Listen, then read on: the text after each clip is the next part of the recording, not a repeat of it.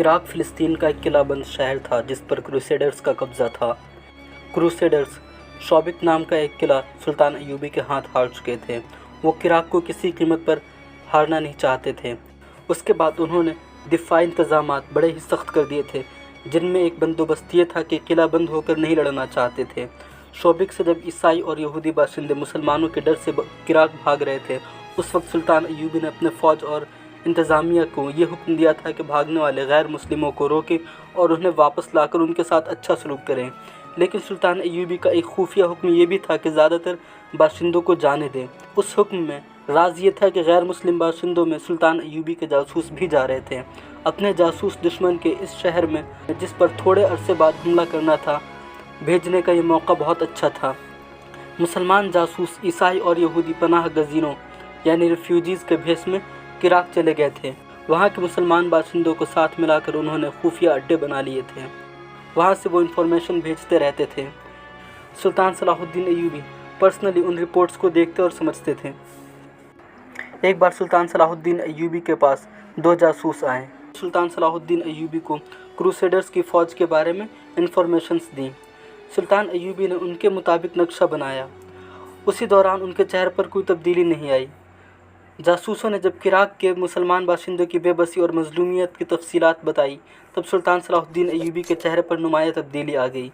एक बार तो जोश में उठकर खड़े हो गए और खेमे में टहलने लगे। जासूसों ने सुल्तान सलाहुद्दीन अय्यूबी को बताया कि शौबिक से सलीबी शिकस्त खाकर इराक पहुँचे तो वहाँ पर जो इराक में मुसलमान थे उनका जीना हराम कर दिया।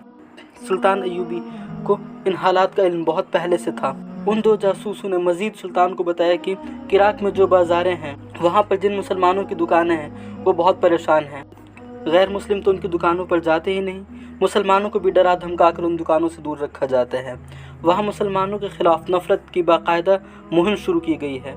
ईसाई और यहूदी मस्जिदों के सामने ऊँट, घोड़े और बाकी जानवर बांधने लगे हैं। अज़ान और नमाज पर पाबंदी तो उन्होंने नहीं की, लेकिन जब अज़ान होती है तो जो गैर मुस्लिम यानी यहूदी और ईसाई हैं वो नाचते हैं, शोर मचाते हैं और मजाक उड़ाते हैं। जासूसों ने यह भी बताया कि मुसलमानों का कौमी जज्बा ख़त्म करने के लिए वहाँ इस किस्म की अफवाहें ज़ोर शोर से फैलाई जा रही है कि सलाहुद्दीन अय्यूबी बहुत ज़्यादा ज़ख्मी हो चुका है और वो दमिश्क चला गया है और अब तक वो मर भी चुका होगा।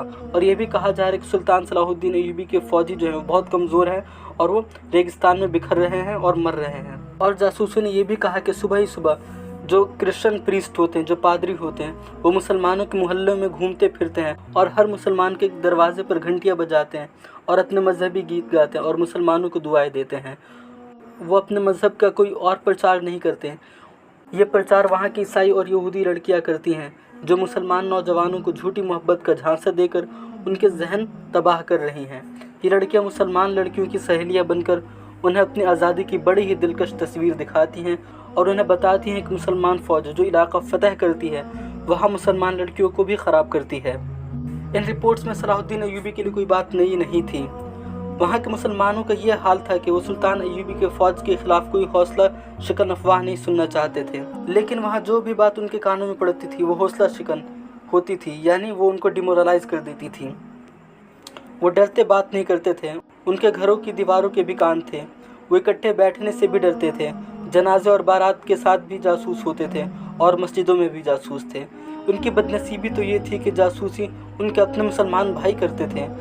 वो अपने घरों में भी सरगोशियों में बातें करते थे, यानी आहिस्ता आहिस्ता आवाज़ों में बात करते थे। किसी मुसलमान के ख़िलाफ़ सिर्फ ये कह देना कि वो सलीबी हुकूमत के ख़िलाफ़ है, उसे बेगार कैंप में भेजने के लिए काफ़ी होता था। बेगार कैंप एक कैंप थी जहाँ पर क्रूसेडर्स ने बहुत ज़्यादा मुसलमानों को जमा कर लिया था, जिन पर उनको शक था और उन पर बहुत ही ज़्यादा यानी जानवर से भी बदतर सलूक किया जाता था। उनसे बहुत ज़्यादा काम कराया जाता था। उसके बाद एक जासूस ने कहा कि सुल्तान मुअज़्ज़म अब वहाँ एक और चाल चली जा रही है और वो ये है कि मुसलमानों के साथ अब अच्छा सलूक होने लगा है। सलीबी हुकूमत ने उसकी एक मिसाल ये पेश की है कि एक ईसाई हाकिम ने एक मस्जिद को बोसीदा हालत में देखा, यानी मस्जिद बहुत ज़्यादा पुरानी हो चुकी थी और उसको मरम्मत की ज़रूरत थी। तब उस सलीबी हाकिम ने उसकी मरम्मत का हुक्म दिया और अपनी निगरानी में उसकी मरम्मत कराई। उन्होंने बेगार कैंप के मुसलमानों को रिहा तो नहीं किया, लेकिन उन्हें कुछ सहूलतें दे दी हैं। रोज़मर्रा मुशक्क़त का वक्त भी कम कर दिया है, लेकिन उनके कानों में ये बात भी डाली जाती है कि तुमने सलीब के ख़िलाफ़ यानी क्रॉस के ख़िलाफ़ बहुत बड़ा کرائم کیا ہے, بہت بڑا جرم کیا ہے, پھر بھی ہم تم پر رحم کر رہے ہیں. یہ پیار اور محبت کا ہتھیار بڑا ہی خطرناک تھا. اس پیار کے ساتھ ساتھ مسلمانوں کے خلاف جاسوسی پہلے سے بھی زیادہ ہو گئی ہے اور گرفتاریاں بھی ہوتی رہتی ہیں. ابھی تک مسلمانوں کا جذبہ قائم ہے اور وہ ثابت قدم رہنے کا تہیہ کیے ہوئے ہیں. انہوں نے ابھی تک غیر مسلموں کے پیار کو قبول نہیں کیا ہے, مگر وہ زیادہ دیر تک ثابت قدم نہیں رہ سکیں گے. کہیں ایسا وقت نہ ہو کہ وہ قرآن کو پڑھنا بھول جائیں اور اپنے گلے میں صلیب کو یعنی کراس کو ٹانگنا شروع کر دیں. یہ وہ باتیں تھیں جن کو سن کر سلطان صلاح الدین ایوبی پریشان ہو گئے. انہیں اس خبر نے بہت ہی زیادہ تکلیف دیا کہ مسلمانوں کی جاسوسی مسلمان ہی کر رہے ہیں. ان کے لیے پریشانی کی دوسری وجہ یہ تھی کہ مقبوضہ علاقے میں کروسیڈرز نے مسلمانوں کے خلاف پیار کا ہتھیار کا استعمال شروع کر دیا تھا اور اس کے ساتھ ہی نوجوانوں کی کردار کشی کا بھی عمل شروع کر دیا تھا. عراق میں مسلمان باشندوں پر پیار کا جو ہتھیار چلایا جا رہا تھا وہ صلیبیوں کی انٹیلیجنس کے ڈائریکٹر ہرمن کی پلاننگ تھی. وہ شوبک کی شکست کے بعد صلیبی حکمرانوں پر زور دے رہا تھا کہ عراق کے مسلمانوں کو پیار کا دھوکے دے کر صلیب کا یعنی کراس کا وفادار بنایا جائے یا کم از کم سلطان صلاح الدین ایوبی کے خلاف کر دیا جائے. کروسیڈرز کے اندر مسلمانوں سے اتنی زیادہ نفرت تھی کہ وہ مسلمانوں کے ساتھ جھوٹا پیار کا ناٹک بھی نہیں کرنا چاہتے تھے. وہ ظلم اور درندگی سے مسلمانوں کا قومی جذبہ اور وقار ختم کرنے کے قائل تھے. ہرمن اپنے فن کا ماہر تھا, انسانوں کی سائیکولوجی کو سمجھتا تھا. اس نے صلیبی حکمرانوں کو بڑی مشکل سے سمجھایا اور اپنی پالیسی بنائی کہ شہر اور مضافات کے اس علاقے کے مسلمانوں کو جو کرسچنز کے کنٹرول میں ہیں مشتبہ اور جاسوس سمجھا جائے, یعنی ان پر شک کیا جائے. سارے مسلمانوں کو جو کرسچن حکومت کے اندر ہے ان کو جاسوس سمجھا جائے اور جس مسلمان کے خلاف ذرا سے بھی گواہی ملے یا ذرا سا بھی اس پر شک ہو اس کو گرفتار کر کے اس کو غائب کر دیا جائے, لیکن ہر مسلمان کو پریشان نہ کیا جائے, اس کو ڈرایا نہ جائے. اس پالیسی کا مین پرپس یہ تھا کہ کرسچن یا جوز لڑکیوں کی, یہودی عیسائی لڑکیوں کے ذریعے مسلمان لڑکیوں کو بے پردہ کیا جائے اور مسلمان لڑکوں کو ذہنی عیاشی اور نشے کا عادی بنا دیا جائے. لہٰذا اس پالیسی کو امپلیمنٹ کیا جانے لگا. شروعات افواہوں سے کی گئی. ہرمن نے منظوری بھی لے لی تھی کہ مسلمانوں میں غداری کے جراثیم پیدا کرنے کے لیے اچھی خاصی رقم خرچ کی جائے. کچھ مسلمانوں کو خوبصورت اور تندرست گھوڑے دیے گئے, انہیں شہزادہ بنا دیا گیا اور انہیں مسلمانوں کے خلاف جاسوسی اور ان میں افواہ پھیلانے کے لیے استعمال کیا جانے لگا اور انہیں محلوں میں بھی دعوت میں بلایا جانے لگا. عام شبدوں میں کہا جائے کہ انہوں نے کچھ مسلمانوں کو خرید لیا اور ان کو اپنی جاسوسی کے لیے مامور کر دیا.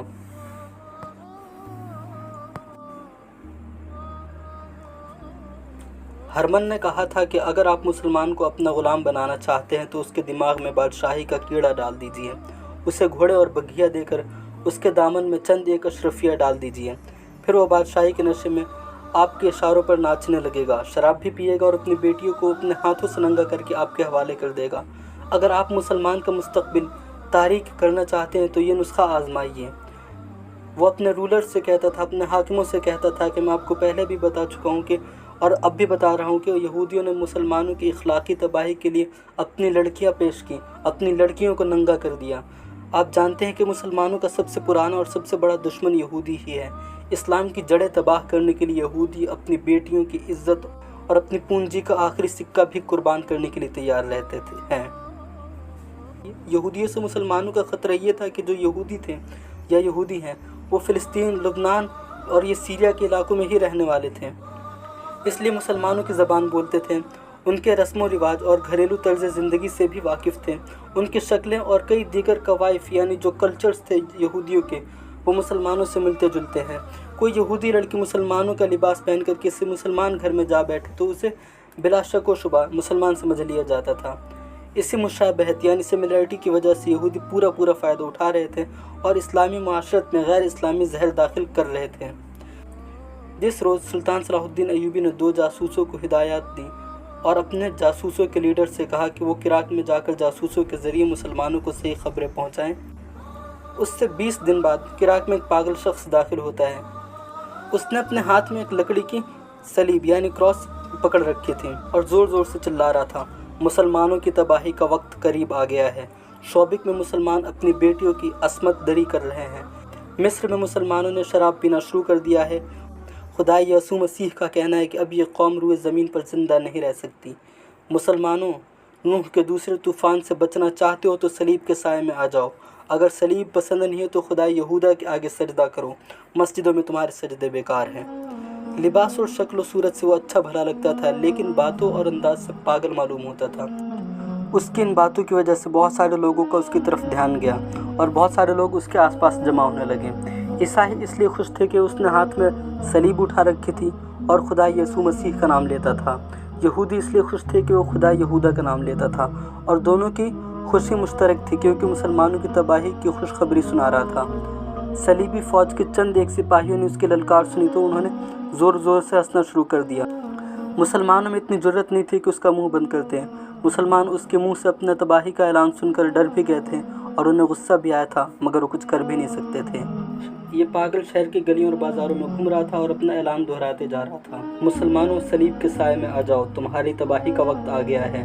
मस्जिदों में तुम्हारे सजदे बेकार हैं। कहीं कहीं वो ये भी कहता था कि इराक़ में मुसलमानों की फ़ौज नहीं आएगी, उनका सलाहुद्दीन अय्यूबी मर चुका है। बाज़ औक़ात वो ऊट पटांग और बेमानी फ़िक्रे भी बोलता था, जिससे पता चलता था कि वो इंसान पागल है। बच्चे उसके पीछे पीछे जा रहे थे और बड़े उम्र के आदमी भी कुछ दूर तक उसके पीछे पीछे चलकर रुक जा रहे थे। मुसलमान उस पागल को गुस्से की निगाह से भी देखते थे और अपने बच्चों को उसके पीछे जाने से रोकते थे। एक मुसलमान लड़का उस पागल के पीछे पीछे जा रहा था। रास्ते में उस मुसलमान का सामना दो ईसाई नौजवान लड़कों से हुआ और दोनों ने उसको ताने दिए, उस्मान भाई, तुम भी सलीब के साए में आ जाओ।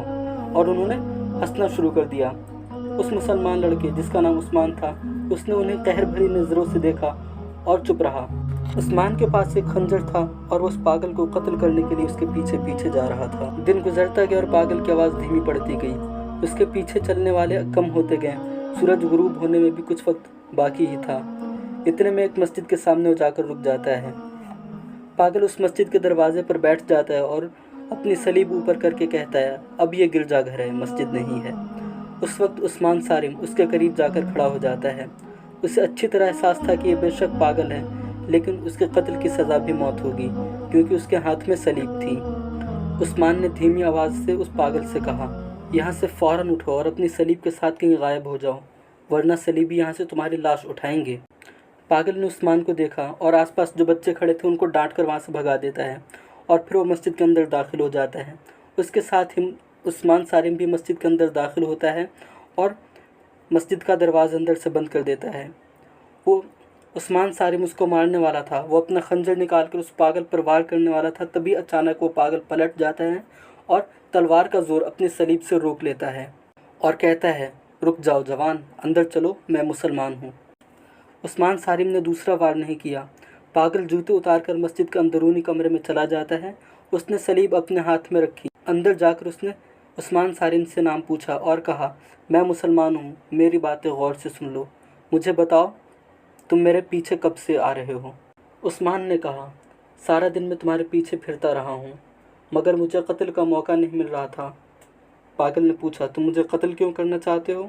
उस्मान ने जवाब दिया, क्योंकि मैं इस्लाम और सुल्तान सलाहुद्दीन अय्यूबी के ख़िलाफ़ कोई लफ्ज़ बर्दाश्त नहीं कर सकता। तुम पागल हो या नहीं, मैं तुम्हें ज़िंदा नहीं छोड़ूंगा। पागल ने उससे कई और बातें पूछी। आखिर उसने कहा, मुझे तुम जैसे एक जवान की ज़रूरत थी। अच्छा हुआ तुम खुद ही मेरे पीछे आ गए। मेरा ख्याल था कि मुझे अपने मतलब का कोई मुसलमान बड़ी मुश्किल से मिलेगा। मैं सलाहुद्दीन अय्यूबी का भेजा हुआ जासूस हूँ। मैंने ये ढोंग सलीबियों को धोखा देने के लिए रचाया है। मैंने इसी भेस में सफ़र किया है। मुझे तुमसे कुछ बातें करनी हैं। याद रखो, मस्जिद में कोई सलीबी आ गया तो मैं फिर वही बकवास शुरू कर दूंगा जो दिन भर करता रहा हूँ। तुम गौर से सुनते रहना, जैसे तुम मुझसे मुतासिर हो रहे हो। मैं बहुत तेज़ी से बोलूँगा। शाम की नमाज का वक्त हो रहा है। मुसलमानों में सलीबियों के भी जासूस हैं। मैं नमाजियों के आने तक अपनी बात ख़त्म करना चाहता हूँ। उस्मान सारिम ने कभी जासूस नहीं देखे थे। उसे मालूम नहीं था कि गैर मामूली तौर पर ज़हीन जासूस है, जिसने उसे चंद सवाल पूछकर पहचान लिया है। ये जवान काबिल एतमाद है। जासूस ने उससे कहा, अपने जैसे चंद एक जवान इकट्ठा करो और कुछ मुसलमान लड़कियों को भी तैयार करो। तुम्हें हर एक मुसलमान घराने में पैगाम पहुँचाना है कि सलाहुद्दीन अय्यूबी ज़िंदा हैं और वो अपनी फ़ौजों के साथ यहाँ से सिर्फ आधे दिन की मुसाफत जितना दूर हैं। उनकी तमाम फ़ौज इराक़ पर हमला करने के लिए न सिर्फ तैयार है, बल्कि उनकी फ़ौज ने सलीबी फ़ौज का नाक में दम कर रखा है। मिस्र में हालात पुरसुकून हैं। वहाँ पर सलीबियों ने जो चालें चली थी वो सलाहुद्दीन अय्यूबी के भाई ने जड़ से उखाड़ दिया है। उस्मान सारिम ने पूछा, सलाहुद्दीन अय्यूबी कब हमला करेंगे? हम उनकी राह देख रहे हैं। हम तुम्हें यकीन दिलाते हैं कि तुम बाहर से हमला करोगे तो हम सलीबियों पर अंदर से हमला करेंगे। खुदा के लिए जल्दी आ जाओ। वो पागल इंसान जो सलाहुद्दीन अय्यूबी का जासूस था, उसने कहा, सब्र से काम लो जवान, पहले सलाहुद्दीन अय्यूबी का पैगाम सुन लो और हर एक नौजवान के जहन पर नक्श कर दो।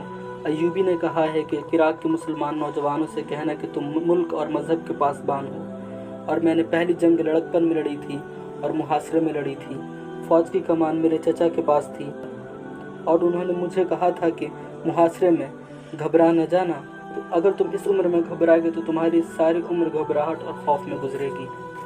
अगर इस्लाम के अलमबरदार बनना चाहते तो ये अलम यानी झंडा आज ही उठा लो और दुश्मन की दीवारें तोड़ कर निकल जाओ और फिर घूम कर आओ और फिर दुश्मन पर झपट पड़ो। मैं घबराया नहीं।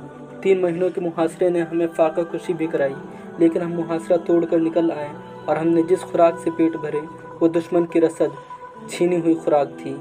हमारे जो घोड़े मुहासरे में भूख से मर गए थे, हमने उनकी कमी दुश्मन के घोड़ों से पूरी की। सलाहुद्दीन अय्यूबी ने कहा है कि मेरी कौम की बेटियों से कहना कि तुम पर दुश्मन ने प्यार के हथियार से हमला किया है।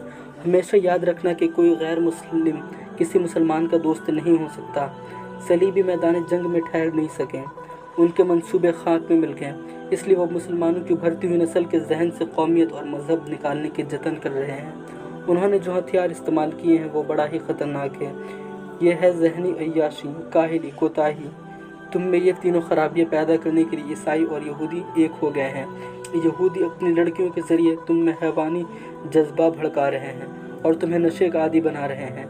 मैं ये नहीं कहूँगा कि हैवानी जज्बे और नशे से तुम्हारी आक़िबत ख़राब होगी और मौत के बाद तुम जहन्नम में जाओगे। मैं ये कहना चाहता हूँ कि किरदार की खराबियाँ तुम्हारे लिए इस दुनिया को ही जहन्नम बना देंगी। तुम जिसे जन्नत की लज्जत समझते हो वो जहन्नम का अज़ाब है। तुम सलीबियों के ग़ुलाम हो जाओगे जो तुम्हारी बहनों को बेआबरू करते फिरेंगे। तुम्हारी कुरान के वर्क गलियों में उड़ेंगे और तुम्हारी मस्जिद अस्तबल बन जाएंगी। सुल्तान सलाहुद्दीन अय्यूबी ने कहा है कि बावकार कौम की तरह ज़िंदा रहना चाहते हो तो अपनी रिवायात को ना भूलो। सलीबी एक तरफ तुम पर तशद्दुद कर रहे हैं और दूसरी तरफ तुम्हें दौलत और घोड़ा गाड़ियों का लालच दे रहे हैं। मुसलमान उन अय्याशियों का कायल नहीं होता। तुम्हारी दौलत तुम्हारा किरदार और ईमान है। ये सलीबियों के शिकस्त का सबूत है कि वो तुम्हारी तलवार से खौफजदा होकर इतना अच्छा हथियार तुम पर उतार रहे हैं कि अपनी बेटियों को बेहया बनाकर तुम्हें अपने ग़ुलाम बनाने के जतन कर रहे हैं। मेरे कौम के बेटों, अपने किरदार को महफूज रखो, अपने आप को काबू में रखो। जालिम हुक्मरान दरअसल कमज़ोर हुक्मरान होता है। वो अपने मुखालिफिन में से किसी को जुल्म व तशद्दुद से ज़ेर करने की कोशिश करता है और किसी को दौलत का लालच देकर। तुम जुल्म व तशद्दुद से भी ना डरो और किसी लालच में भी ना हो। तुम कौम का मुस्तकबिल हो, हम कौम का माजी हैं। दुश्मन तुम्हारे जहनों से तुम्हारा खूबसूरत माजी निकाल कर अपने नज़रियात और मुफादात की सियाही भरने की कोशिश कर रहा है ताकि इस्लाम का मुस्तकबिल तारीख हो जाए। अपनी अहमियत को पहचानो। दुश्मन तुम्हें सिर्फ अपने ताबे यानी अपने अंडर करने की कोशिश कर रहा है क्योंकि वो तुमसे खौफज़दा है। अपनी नज़र आज पर नहीं कल पर रखो, क्योंकि तुम्हारे दुश्मन की नज़र तुम्हारे मज़हब के कल पर है। तुमने देख लिया कि कुफ़ार तुम्हारा क्या हाल कर रहे हैं। अगर तुम जहनी अय्याशी में पड़ गए तो तमाम मिल्लत इस्लामिया का यही हश्र होगा। जासूस ने सुल्तान अय्यूबी का पैगाम बड़ी तेज़ी से उस्मान सालिम को सुना दिया। आज के लिए इतना ही, जज़ाकल्लाहु खैरा। लेकिन इसका मैं जो नेक्स्ट पार्ट है वो मैं अगली वीडियो में कंटिन्यू करूँगा इंशाअल्लाह। Don't forget to like and subscribe to my channel और उसे अमल के तरीके